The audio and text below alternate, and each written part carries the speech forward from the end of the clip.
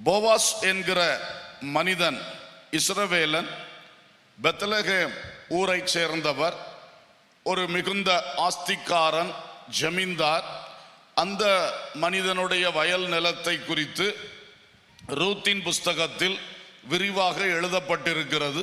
குறிப்பாக Boaz, Ruth, நகோமி என்கிற அந்த நபர்களை மையப்படுத்தி அந்த போவாசினுடைய வயல் நிலத்தை பற்றின சில சம்பவங்கள் அந்த ரூத்தின் புஸ்தகத்தில் இடம்பெறுகின்றன. அதிலே 1-2 காரியங்களை நான் உங்களுக்கு சொல்ல விரும்புகிறேன். முதலாவதாக, போவாஸ் நிலை நின்றதும் நகோமி நிலை நிற்க முடியாமற் போனதுமான ஒரு காரியம். அதை முதலாவது நம்முடைய சிந்தனைக்கு நாம் எடுத்துக்கொள்வோம். சம்பவம் என்ன? பெத்லகேம் ஊரிலே பெரிய பஞ்சம் உண்டாயிற்று. ஆமென். பெரிய பஞ்சம் உண்டாயிற்று. அந்த பஞ்சம் உண்டான நாட்களிலே இந்த நகோமி குடும்பம் எடுத்த ஒரு முடிவு, நாம் பக்கத்து நாடான மோவாபுக்கு சென்று விடுவோம்.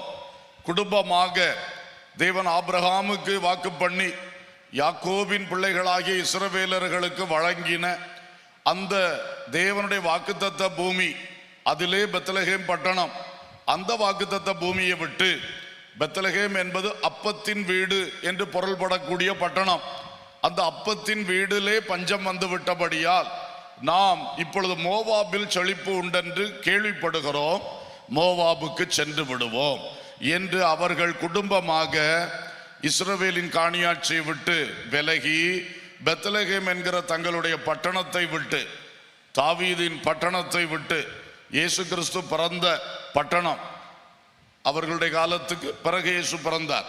ஆனால் அப்படி புகழ் வாய்ந்த ஆசீர்வதிக்கப்பட்ட அப்பத்தின் வீட்டை விட்டு துணிச்சலாக ஒரு தீர்மானம் எடுத்து அவர்கள் புறப்பட்டு மோவாப் தேசத்துக்கு சென்றார்கள். ஆமென். மோவாப் தேசம் தேவனால் சாபம் பெற்ற ஒரு தேசம். லோத்தின் தார்மாரான வம்சத்தில் உருவாகி வந்த ஒரு தேசம், ஒரு சந்ததி. அங்கே இவர்கள் போக தீர்மானித்தார்கள். அது தேவனுக்கு நிச்சயம் பிரியமானது அல்ல. அல்லேலூயா. அப்ப இந்த சூழ்நிலையில் பஞ்ச காலத்திலே இந்த குறிப்பிட்ட போவாஸ் என்பவன், அவனோ இவர்களைப் போல தேவனுடைய வாக்குத்தத்தத்தை விட்டு வெளியே போகவோ, தேவன் வைத்த ஸ்தானத்தை விட்டு தன்னிஷ்டத்துக்கு வெளியே ஓடவோ செய்யாதபடி அவன் அந்த பஞ்ச காலத்திலே